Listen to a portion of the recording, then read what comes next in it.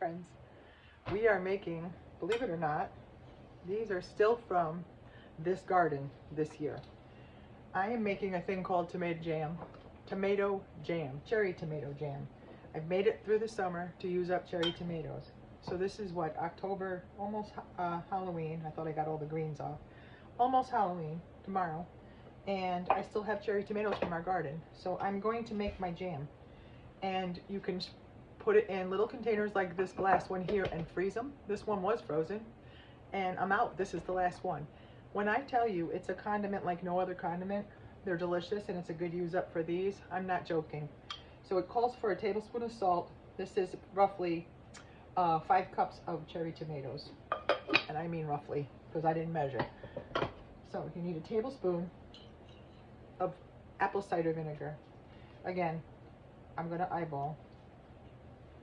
I'm putting in 1/3 of a cup of brown sugar. And then I should have gotten them out. Can you see my spice cabinet? Yeah, I have an arsenal. I'll put it in my hand. This is just to taste. Red pepper flakes. And here's what makes it interesting. As I'm going to cut myself. Now I keep this in the freezer. Ginger. Ginger goes in. You need a heavy bottom pot. I can't see.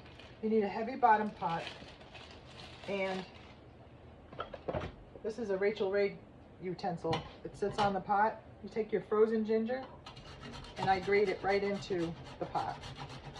So it calls for about 1/4 teaspoon to 1/2 teaspoon of ginger.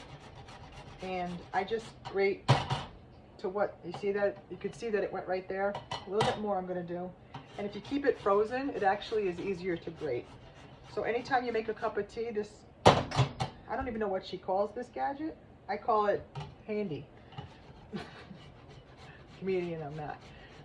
Tomato jam, and then you're going to let, just like you would for strawberry jam and any other jam, you're going to put a lid on this, if you knew where you put your lid. I have flipped my lid, guys. Hold on. You just made tomato jam. So you're going to let that come to a boil and thicken up just like you would strawberry jam. You're going to put away all your goodies. And I'm going to show you what the finished product looks like, because I took this one out of the freezer. The flavor, I make turkey burgers with spinach in them. I know you've probably seen that in the beginning. And I put a tablespoon of this on top of it instead of ketchup. The flavor on this, on a sandwich, I'm going to lick this spoon. So good. It's ridiculous. Again, from the earth. My cherry tomatoes from the earth. Can't make this stuff up. It's that simple. The old timers had it right when they made the simple stuff. So this is going to bubble and pop open. And then, another one I missed. It's a good thing I'm stirring. So it's brown sugar, apple cider vinegar, salt. And they're going to thicken up just like cranberries. Have you made homemade cranberry sauce? Because if you haven't, you're missing out. This is the last time I want to see cherry tomatoes this year, unless I'm buying them for a particular reason.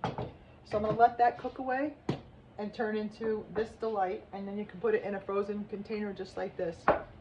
Tomato jam. Tablespoon of cider vinegar, 1/3 of a cup of brown sugar, 5 cups of cherry tomatoes, some salt, some crushed red pepper flakes, grated ginger. To your liking. Take away what you don't like, put in what you do like. Cook it down till they burst open, then I'll take the lid off and let it simmer down and reduce some, I don't know, 20 minutes.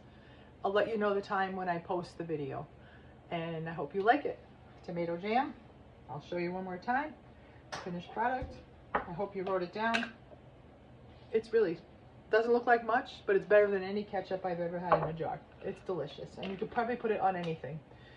I might eat that with a spoon. No, I won't. Love you guys. Bye.